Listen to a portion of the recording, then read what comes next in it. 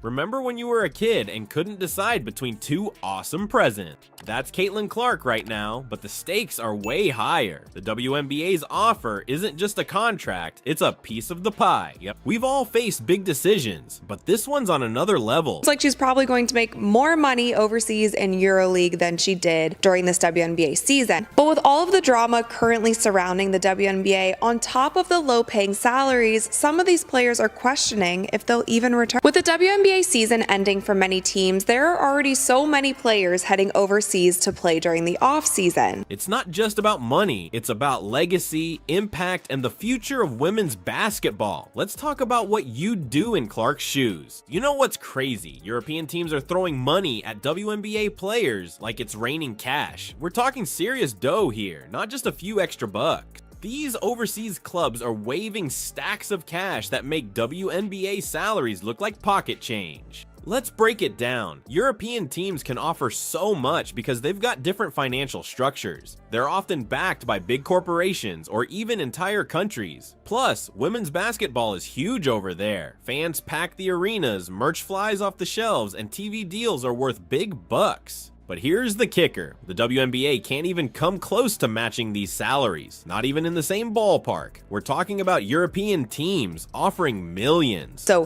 Caitlin's rookie salary is a little over $300,000 for 4 years, and that's all that she's going to make in the WNBA. Now, I feel like there could be a team overseas who would love to snatch Caitlin Clark away from us or $78,000 for this first season. She signed a 4-year, just over $300,000 rookie salaries. Give her a crazy offer. I mean, Ice Cube was about to give her $5 million to play in less than 10 games in the Big Three. So the money is there, and if these owners are smart with it, I could definitely see more WNBA players going overseas. Game-changing, life-altering money that could set a player up for life. Take Brianna Stewart, for example. She's been balling out in Europe for years, making way more than her WNBA salary. And Diana Taurasi, she once skipped an entire WNBA season to play in Russia because the money was just too good to pass up. So this isn't just a few players chasing a paycheck. It's become a full-blown exodus. The WNBA's best and brightest are spending half the year overseas, chasing those fat European contracts.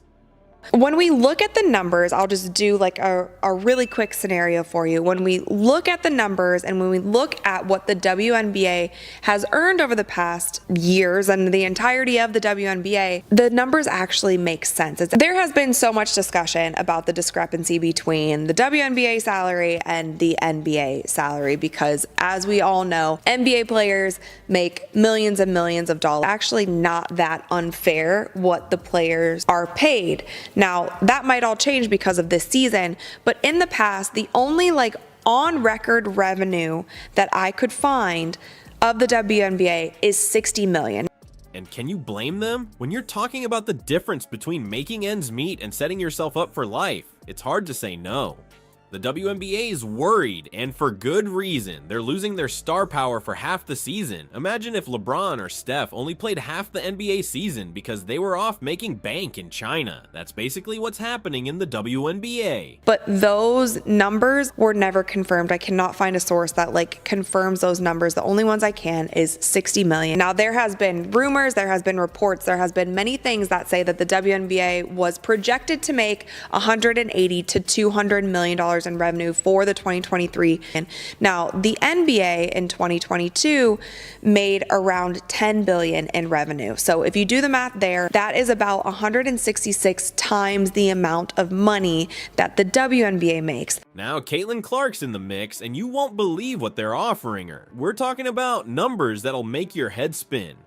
European teams are ready to break the bank for Clark. They see her as the next big thing, a generational talent who could take their team to the next level. These aren't just rumors or whispers. European clubs are putting real offers on the table. We're talking about multi-million-dollar deals, way more than what the WNBA can offer right now. It's the kind of money that could change Clark's life overnight. Hold up though, the WNBA is not about to let their golden goose fly off to Europe without a fight. They're whipping up something that's never been done before in women's basketball. Think beyond just dollar signs. We're talking about a deal that could change the entire landscape of the sport. The WNBA knows they're in a tough spot. Caitlin isn't just another rookie, she's a potential game changer for the entire league. But how do you compete with those eye-popping European offers? You can't just throw more cash at the problem when you're already outgunned. That's where the WNBA is getting creative. They're not just thinking about next season or even the next 5 years. They're looking at the big picture, the long game. It's not just about keeping Clark on the court. It's about making her a part of the WNBA's future in a way no player has been before. Imagine this, Caitlin Clark as more than just a star player. Picture her having a say in how the league operates, helping shape its future. That's the kind of power that could make even those million-dollar European contracts look small in comparison. So what's this bombshell deal the WNBA's cooking up? Brace yourself, because this is huge. They're offering Clark an ownership stake in the Indiana Fever. Yeah, you heard that right, part ownership of an entire WNBA franchise.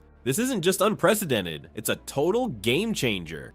We're talking about the kind of deal that's usually reserved for veteran athletes at the end of their careers, not rookies just starting out. But Clark isn't just any rookie, and the WNBA knows it. Think about what this could mean for Clark's future. It's not just about the immediate paycheck anymore. Owning part of a WNBA team could set her up for long-term wealth and influence that goes way beyond her playing career. We're talking about the potential for Clark to become one of the first female basketball players to hit billionaire status. And it's not just about Clark. The WNBA is making a statement here. They're saying they're willing to think outside the box to keep their top talent. They're showing they're ready to invest in the future of women's basketball in a big way. While the WNBA is betting big on Clark, there's trouble brewing in the locker room. Imagine busting your butt for years, fighting for better pay, only to watch a rookie get offered part ownership. How do you think that's going over with the league's established stars? Let's talk about the veterans who've been carrying the WNBA on their shoulders for years. Players like Aja Wilson, who've been the face of the league, grinding day in and day out. These women have been fighting tooth and nail for better pay, better conditions, and more respect for the game they love. It hasn't been an easy road. Now here comes Caitlin Clark fresh out of college, and the WNBA's rolling out the red carpet. An ownership stake? That's unheard of for a rookie. You can bet that's causing some serious drama in the locker room. Imagine being a vet who's put in years of blood, sweat, and tears only to see a newcomer get offered a piece of the pie before even stepping on the court. Aja Wilson didn't hold back when she heard about the deal. She's been vocal about the struggles veterans face, and this feels like a slap in the face to many of them. Wilson and others have been the backbone of the WNBA, fighting for every inch of progress. They've dealt with low salaries, tough playing conditions, and a lack of recognition, and now it feels like all that hard work is being overlooked. You know what's really getting under their skin? The idea that the league might be valuing marketability over experience and loyalty. These vets have put in the time, built the fan base, and kept the WNBA alive during tough times. Now they're watching a rookie potentially leap over them in terms of influence and financial security. It's not just about jealousy or hurt feelings. There's a real concern about what this means for the future of the league. If rookies start getting ownership stakes, what does that mean for the players who've been holding it down for years? Is the WNBA creating a two-tiered system where some players are more valuable than others? This situation is bringing up some deep-seated issues in the league. The pay gap between top stars and role players is already wide. Now, with this ownership offer to Clark, that gap feels like it's turning into a canyon. Veterans are worried this could create a divide in team dynamics. How do you maintain unity when one player, fresh out of college, potentially has more say in the league's future than players who've been there for a decade? Amidst all this drama, Caitlin Clark's standing at a crossroads that'll make or break women's basketball. Sure, Europe's waving around life-changing money, but the WNBA's playing 4D chess with an offer that's never been seen before. Think Clark's decision is just about the Benjamins? Think again. Let's break down what Clark's facing. On one side, you've got these European teams flashing serious cash. We're talking millions here, folks. The kind of money that could set Clark up for life before she even hits her prime. It's tempting, right? Who wouldn't want that kind of financial security straight out of college? But hold up, because the WNBA is not backing down. They're offering Clark a piece of the pie, an ownership stake in the Indiana Fever. That's huge. It's not just about playing ball anymore. It's about having a say in the future of the league. Imagine being 22 and suddenly having the power to shape women's basketball for years to come. That's what's on the table. Now, you might think Clark's just looking at the numbers, but it's way more complicated than that. This girl's got big dreams, and they're not just about padding her bank account. Clark's talked about wanting to grow the game, to make women's basketball bigger than it's ever been. She said, "I want to help this franchise get even better, help my teammates get even better." That's not just talk, that's a mission statement. But here's where it gets tricky. Clark's also thinking about her life outside of basketball. She's mentioned how the WNBA season cuts into summer, saying, "That's when you golf." It might sound small, but it's a big deal when you're planning your whole life. The European leagues? They play in the winter. That leaves summer wide open for golf, family time, or whatever else Clark wants to do. So what's the real reason Clark might choose Europe over the WNBA?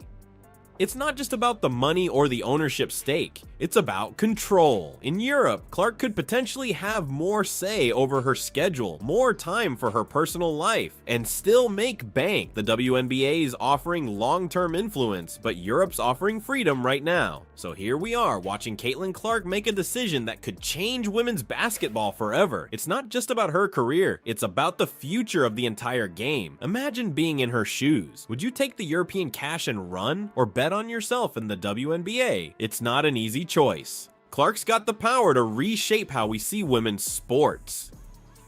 Whether she stays or goes, her impact's already been huge. She's got fans fired up and people talking about women's basketball like never before. Whatever she decides, one thing's for sure, the game will never be the same. Clark's not just playing basketball anymore. She's playing chess with the future of women's sports.